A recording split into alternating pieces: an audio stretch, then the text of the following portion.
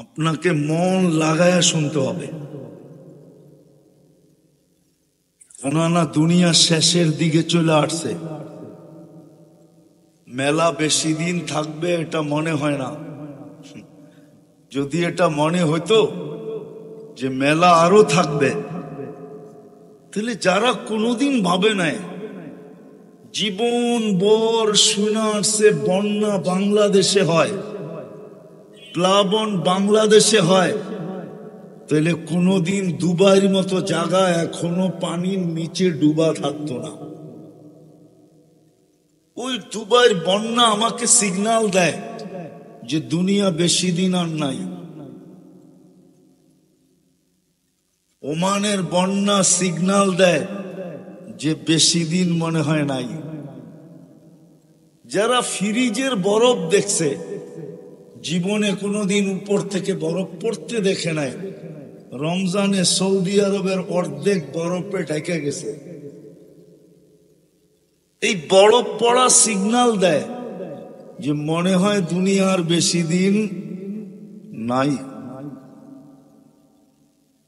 যেই বাংলাদেশের মানুষ কোনদিন 32-33-এর উপরে গরম দেখে নাই, মাত্র বৈশাখ শুরু, 14 তারিখে তো পহেলা বৈশাখ গেল, আজকে কয় তারিখ? মাত্র 4 দিন গেল বৈশাখে। আজকে তো আপনাদের এইখানেও 40 ছিল, চুয়াডাঙ্গাতে তো 41-42 ছিল। এত তাপমাত্রা বাড়বে বাংলাদেশের মানুষ তো কোনোদিন ভাবে নাই। বুড়ারা বলো, কোনোদিন ভাবছেন যে এত তাপমাত্রা হবে? বুঝায় এগুলা সব বুঝাইতে চাইতেছে যে মেলা কিন্তু বেশি দিন নাই, যেটা মানুষ কোনোদিন স্বপ্নেও ভাবে নাই, স্বপ্নও ভাবে নাই। যারা কৃত্রিম বৃষ্টি দিয়া দুনিয়াকে তাক লাগায় দিছে, দুবাই টেকনোলজি দিয়া বৃষ্টি নামাইছে, দুনিয়াকে তাক লাগায় দিছে, জুমজুমে বৃষ্টি। আল্লাহ বলে রাখ, এমন জিনিস দেখায় দিব যেটা তোমাদের 14 গোষ্ঠী কেন ওই দুবাইয়ের জন্ম লগ্ন থেকে এই পর্যন্ত দেখে নাই। এখনো পানির নিচে, এখনো প্লেন স্বাভাবিক হয় নাই, চলাচল এখনো স্বাভাবিক হয় নাই। এগুলা সব বলতে চাইতেছে, এই জন্য খুব ধ্যান দিয়ে শুনতে হবে, কথা লম্বা হবে না। হয়তো 8টা 8:15 পর্যন্ত হবে।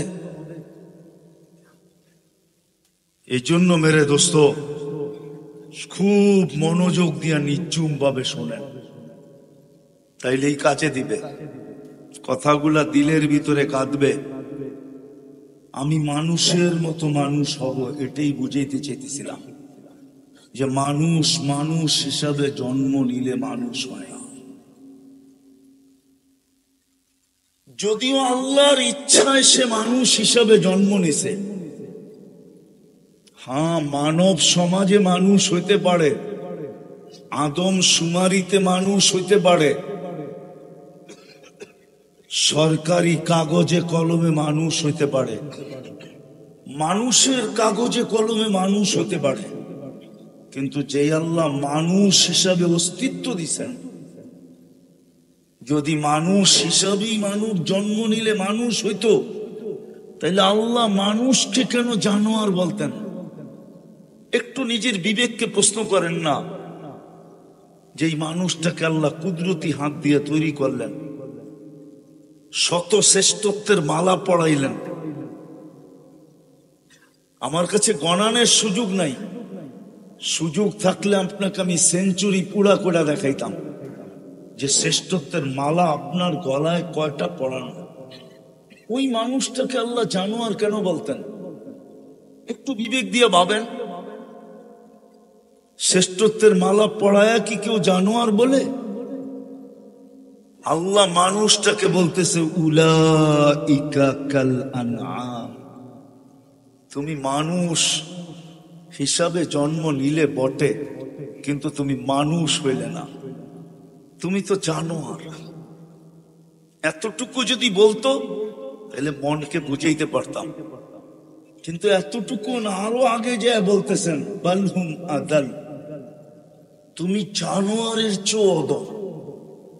এই জন্যই মনে হয় বাইজিদ বোস্তামি রহমতুল্লাহ আলী লেখছেন, উনি লেখছেন বিদায় বলি, উনি বলে আমাদের সমাজের কুকুরগুলো আমাদেরকে দেখলে যখন আওয়াজ করে, তো কুকুরগুলো আমাদেরকে অপরিচিত মনে করে আওয়াজ করে না, কুকুরগুলো আমাদেরকে সতর্ক করে। সতর্ক ইবনা আদম, জানি না আপনাদের থানার নাম কি, পাংশা, পাংশার মানুষ ভালো মতে বোঝেন, কিন্তু কুকুরগুলা বলে ইবনা আদম আনকিদ নাফসাকা মিন গাযাবিল জাব্বার। ও মানুষ, তুমি তোমাকে আল্লাহর আযাব থেকে বাঁচাও। ফাইন্নাকা লা তুতীক, আল্লাহর আযাব যদি চলে আসে তাহলে তুমি সইতে পারবে না। কুকুর আমাদেরকে সতর্ক করে, আল্লাহর আযাব থেকে বাঁচাও, আল্লাহর গজব থেকে বাঁচাও। তো মানুষকে আল্লাহ কোনদিন জানোয়ারের চেয়ে অদম বলতেন না। বোঝা গেল মানুষ মানুষ হিসাবে জন্ম নিলেই মানুষ হয় না, জন্মটা তো আল্লাহর ইচ্ছায় হয়। আল্লাহ মানুষের রূপ দিয়ে তৈরি করেন, শ্রেষ্ঠত্বের মালা গলায় পড়ায়া দেন, তারপরে আল্লাহর হুকুম, তুমি মানুষ হিসাবে আমার কাছে আসো, আমার খাতায় তুমি মানুষ হও, আমার আদম শুমারিতে তুমি মানুষ হও, আমার কাছে মানুষ হিসাবে আসো, তাইলে তুমি আমার কাছে মূল্য পাবে, তাইলে তুমি আমার কাছে মূল্যায়ন পাবে, তাইলে তুমি আমার কাছে ইজ্জত পাবে, সম্মান পাবে, স্থান পাবে, জায়গা পাবে। দুনিয়ার পাওয়া এটা পাওয়া না, পাওয়াটাও তো কতক্ষণ পাওয়া, দুনিয়া কে কতক্ষণ পাইল? যদি দুনিয়ার পাওয়াই পাওয়া হইতো তাহলে কবি কোনোদিন এই কথা বলতেন না, কবি কোনোদিন এই কথা বলতেন না